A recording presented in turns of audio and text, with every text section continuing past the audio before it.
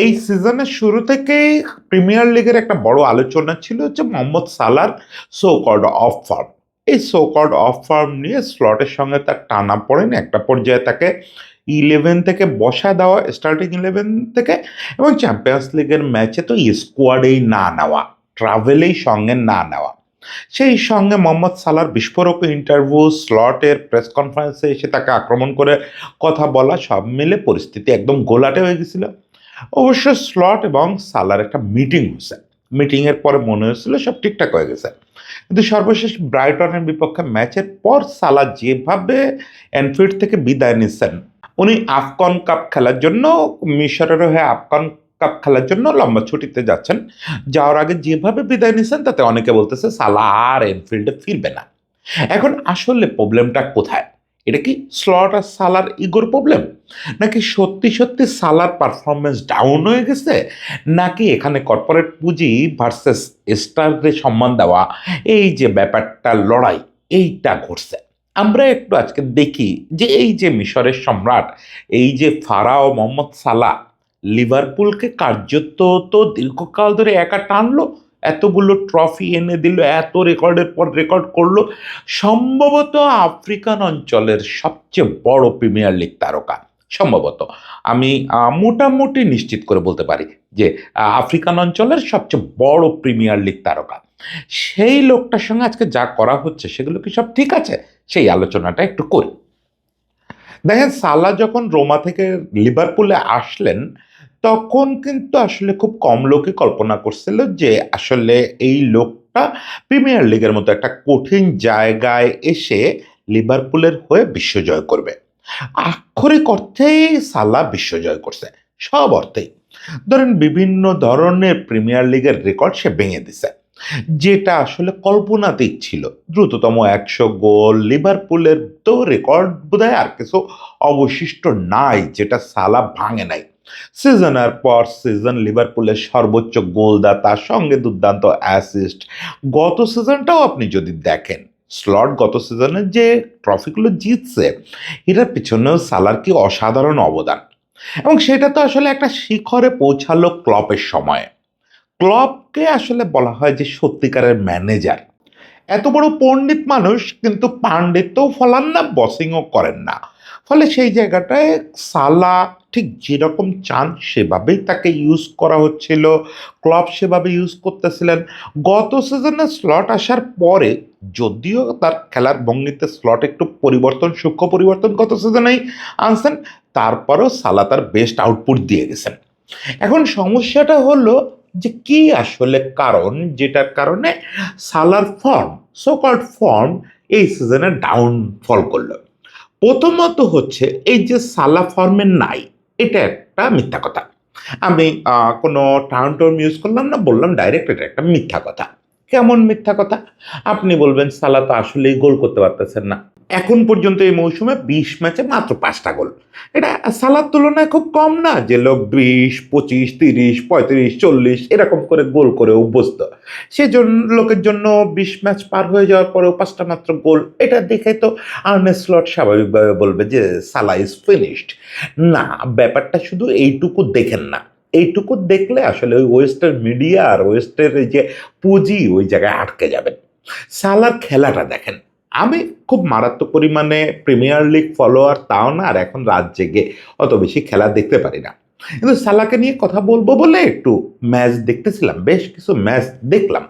তো প্রথমত হচ্ছে সালাকে ইচ্ছা করে এমন সব জায়গায় খেলানো হচ্ছে, এমন কম স্পেস দেওয়া হচ্ছে যাতে সালা ওই ডেলিভারটা করতে পারবে না। দেখেন, সালা হচ্ছে সেই লোক যে প্রচণ্ড গতিতে উইং থেকে দৌড়ায় গিয়ে কাট ইন করে ভেতরে ঢুকবে, প্লে মেক করবে, কখনো নিজে গোল করবে। বেশিরভাগ সময় সে ফাইনালি গোলটা করতে চায়। ফলে অনেকক্ষণ ধরে বল দখলে রাখবে না, সে উইং ধরে ঢুকে আপনি কাট ইন করবেন, করে অ্যাসিস্ট করবেন বা গোল করবেন। এই তো সালা, ক্লাসিক সালা। এখন সালাকে বলা হচ্ছে যে না, তুমি ওই টাচ লাইনেই থাকবা, তুমি কাটিং করে বেশি ভেতরে ঢোকার দরকার নেই, তুমি ওখানে বসে যা করার করবা, এবং বল তোমাকে ওয়ান টাচ প্লে করতে হবে। সালা ওই বল পেয়ে হাফ সেকেন্ডের মধ্যে বল আর একজনের দিয়ে দিবে, এই প্লেয়ার তো না। সালা একটা লিজেন্ডারি ফুটবলার, যে কিনা প্লে মেক করে, যে কিনা গোল করে, তাকে আপনি যদি ওই জায়গায় আটকায় দেন যে তুমি টাচ লাইনে থাকবা, টাচ লাইনে থেকে ওয়ান টাচে বল যারে দেওয়া দিয়ে দেবা, ও সালাকে অন্যরে বল দিতে আসছে, আমি কাউরে ছোট করি নাই, কিন্তু সালা তো সেই লোক যে আসলে খেলাটা তৈরি করবে, যাকে ঘিরে খেলাটা হবে, সেই সুযোগ সালাকে এখন আর দেওয়া হচ্ছে না। এই সিজনে আমি একটু আগে স্ট্যাটিস্টিক্স বের করে দেখতেছিলাম, এই সিজনে এখনো পর্যন্ত লিভারপুলের সর্বোচ্চ কি পাস তার, সর্বোচ্চ প্রি অ্যাসিস্ট তার, এবং নষ্ট হওয়া অ্যাসিস্টেও সালা সবার আগে আছে।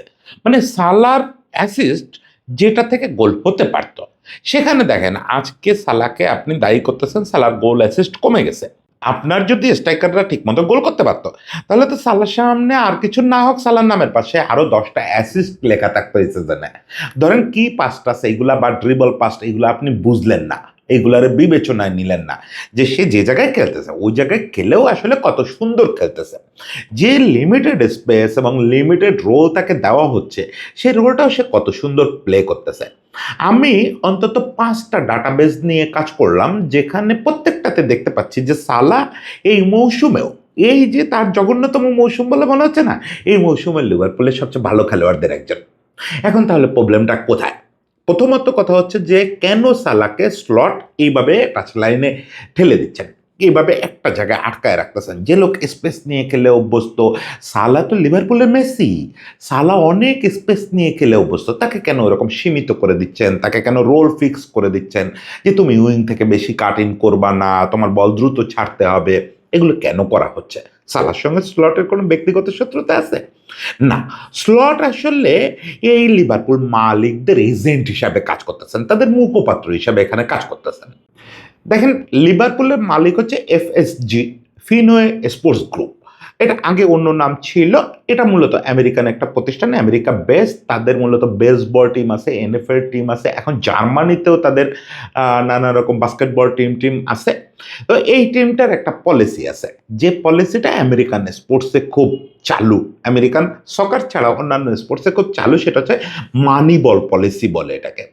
আপনার 29 বছর হয়ে গেলে ওই খেলোয়াড় যত ভালো পারফর্ম করুক না কেন, ওই খেলোয়াড়কে আপনি আর আগের মতো ওই স্পেসও দিবেন না, মানে এটা বলতেছি চুক্তিতে ওই স্পেস দিবেন না, ড্রেসিং রুমে ওই স্পেস দিবেন না, তাকে বেচার লাইনে চলে যাবেন, যত দ্রুত সম্ভব বেচে billion billion million million dollar ঢুকাবেন, ঢুকায় একটা খেলোয়াড় বেচে 5টা পোটেনশিয়াল খেলোয়াড় কিনবেন। এটা হচ্ছে মানিবল পলিসি, এবং এই মানিবল পলিসি কার্যকরে এই প্রতিষ্ঠানটা অন্যতম সেরা বিশ্বের। এখন সালার ক্ষেত্রে সমস্যা কি? সালার বয়স অলরেডি 33, তারপরেও সালা 32-এও কিন্তু সালা সেরা পারফর্মার, 31-এও সালা সেরা পারফর্মার, 30, 29, 28, এভাবে সালা তো বরং 25-এর পর থেকেই তার সেরাটা ডেলিভার করা শুরু করছে। এখন সালাকে তারা হুট করে তো বলতে পারতেছে না তুমি বসে যাও। এখন সালার সঙ্গে প্রথম ক্রাইসিসটা শুরু হলো কিন্তু গত সিজনের শেষ থেকেই। সালা বলতেছিল সে লম্বা কন্ট্রাক্ট চায়, লম্বা সময় লিভারপুলে থাকতে চায়, অ্যাজ সে ফুল ফ্যামিলি ইংল্যান্ডে সেটেল করে ফেলছে। এবং সালা কিন্তু খুব ভয়েস রেজ করা মানুষ, সে ড্রেসিং রুমে তার একটা কর্তৃত্ব আছে। লিভারপুলের এই যে জেনারেশন, এই জেনারেশন সালার কর্তৃত্ব মানে। এখন এই জিনিসটা এই মালিকদের জন্য ভালো খবর না। এফএসজি কর্তৃপক্ষ সালার এই যে কর্তৃত্ব পরায়ণতা, আরও লম্বা সময়ের জন্য চুক্তি চাওয়া এবং এই যে নিজের ফ্রি স্পেস দাবি করা মাঠে, এর কোনোটাই ভালোভাবে নেয় নাই, তাতে তাদের মানিবল পলিসিটাই ধাক্কা খায়। ফলে তারা যেটা করছে, গত এপ্রিলে অনেক টালবাহানার পরে সালার সঙ্গে 2 বছরের একটা চুক্তি করছে। এখন এই চুক্তি করার পর থেকেই এফএসজি কাস্টমার খোঁজা শুরু করছে। এই চুক্তিটা হওয়ার আগে কিন্তু তাদের হাতে মধ্যপ্রাচ্য থেকে ভালো অফার ছিল, সম্ভবত $150 মিলিয়ন অফার ছিল, যেটাতে তারা সালাকে বেচতে পারে না। তখন বেচে নাই, তখন সালার সঙ্গে অনেক নেগোসিয়েশন করে 2 বছরের একটা চুক্তি করছে, লং টার্ম চুক্তি না করে 2 বছরের একটা চুক্তি করছে, করে এবার তারা কাস্টমার খুঁজতেছে মিডল ইস্টে। এখন সালাকে যদি তারা প্রুভ করতে পারে যে তুমি ড্রেসিং রুমে আর ওই জায়গায় নাই, কারণ মিডল ইস্টে একটা খেলোয়াড়কে তো আপনি চাইলেই বেচতে পারেন না, তারও সম্মতি লাগবে, তারও ক্লাবের প্রতি বিরক্তি তৈরি হওয়া লাগবে। সে লিভারপুলকে এত ভালোবাসে, লিভারপুলের জন্য জীবন যৌবন দিয়ে দিছে, সে হুট করে লিভারপুল ছাড়তে চাইবে কেন? ফলে আর্নে স্লট আসলে যে রোলটা প্লে করছে সেটা হচ্ছে সালাকে লিভারপুল থেকে ডিটাচ করা, যে সালাকে ছাড়া লিভারপুল চলে, এটা প্রথমত ভক্তদের দেখানো এবং সালাকে দেখানো যে তুমি আর লিভারপুলের শেষ কথা না। এটা সালা যেই ফিল করছে, ফলে সালাও রাজি হয়ে যাবে যদি ভালো অফার মিডল ইস্ট থেকে পায়। এই জিনিসটা এই প্রতিষ্ঠানটা করতে চায়। এই প্রতিষ্ঠানটা এখন হচ্ছে মধ্যপ্রাচ্যের কোনো দলের কাছে সালাকে অতি উচ্চ মূল্যে, সেটা $250 মিলিয়ন, $300 মিলিয়নও হতে পারে, এরকম একটা মূল্যে মধ্যপ্রাচ্যে তাকে বিক্রি করে দেওয়া। এবং এখানে এফএসজি কর্তৃপক্ষ ইংলিশ একটা মিডিয়াই, সাধারণত ইংলিশ মিডিয়া বা ওই ইউরোপ আমেরিকার কোনো মিডিয়া এই যে মালিকদের এই কোট চাল এগুলা নিয়ে রিপোর্ট করতে চায় না। তারপরে ইংলিশ একটা মিডিয়াই বলতেছে যে অলরেডি এই যে মালিক কর্তৃপক্ষ লিভারপুলের, তাদের একটা আশঙ্কা হচ্ছে সালাকে যদি কর্তৃত্ব থেকে না সরানো যায়, ড্রেসিং রুমের সর্বেসর্বা যে ফিগারটা, ওই ফিগার থেকে সরানো না যায়, তাহলে দুদিন পরে ভ্যান ডাইকও এসে ওই রোল প্লে করবে। ভ্যান ডাইকেরও বয়স হচ্ছে, ভ্যান ডাইককেও তো বেচতে হবে ওই মানিবল পলিসির কারণে। ফলে তারা সালাকে দেখতেছে একটা প্রতীক হিসাবে, যে এতকাল ধরে তারা যে মানিবল পলিসি অ্যাপ্লাই করে যাচ্ছে, তারা বোধহয় 2001-এ লিভারপুল অ্যাকোয়ার করছে, তারপর থেকে কিন্তু তারা এটাই করে যাচ্ছে, মানিবল পলিসি, যেটা আসলে প্রিমিয়ার লিগের জন্য নতুন এক্সপিরিয়েন্স ছিল যখন লিভারপুলে এসে তারা এটা করলো। এখন সালাকে যদি এটা দৃষ্টান্ত তৈরি না করা যায়, যদি ওখানে সালার প্রতি সম্মান দেখায়, সালাকে যদি ছাড় দিয়ে দেয়, তাহলে দুদিন পরে ভ্যান ডাইক দাবি করবে, তার কদিন পরে আরেকজন দাবি করবে, এটা বাজে দৃষ্টান্ত হবে। এবং তাদের অন্য যেসব টিম, আমেরিকায় প্রচুর টিম আছে, জার্মানিতে টিম আছে, ইংল্যান্ডে আরও টিম আছে, সব মিলে তারা একটা ভেজালে পড়ে যাবে, পুরো বিজনেস পলিসিটাই একটা ধাক্কা খাবে। ফলে সালাকে সরানোর দায়িত্ব ছিল আর্নে স্লটের, এই মিশনটা আর্নে স্লটের ছিল, এবং সেটা সে খুব সাকসেসফুলি করতে পারছে, যে সালাকে বিরক্ত করতে পারছে। সালাকে দেখেন আমাদের দেশের মিডিয়ায় পর্যন্ত আমি দেখলাম অত্যন্ত দায়গানহীনভাবে লিখে যাওয়া হচ্ছে সালা আউট অফ ফর্ম। মানে কি রে ভাই, আপনি সালার স্টার্ট দেখেন, সালার খেলা দেখেন, সালা মোটেও আউট অফ ফর্ম, তাকে খেলতে দেওয়া হচ্ছে না, তাকে খেলতে দেওয়া হচ্ছে না। তারপরেও সে যতটুকু বল পাচ্ছে সেটুকুতে সে অন্যতম সেরা পারফর্মার এই সিজনেরও। আমি তো বললাম আপনি স্টার্স ঘোটেন, স্টার্স দিয়ে দেখেন, আপনার খেলাও দেখতে হবে না, তাও আপনি বুঝবেন সালা অন্যতম সেরা পারফর্মার। শুধুমাত্র এইটা এই যে পুঁজিবাদী একটা পলিটিক্স, এই পলিটিক্সের মুখপাত্র হিসাবে কাজ করতেছে স্লট।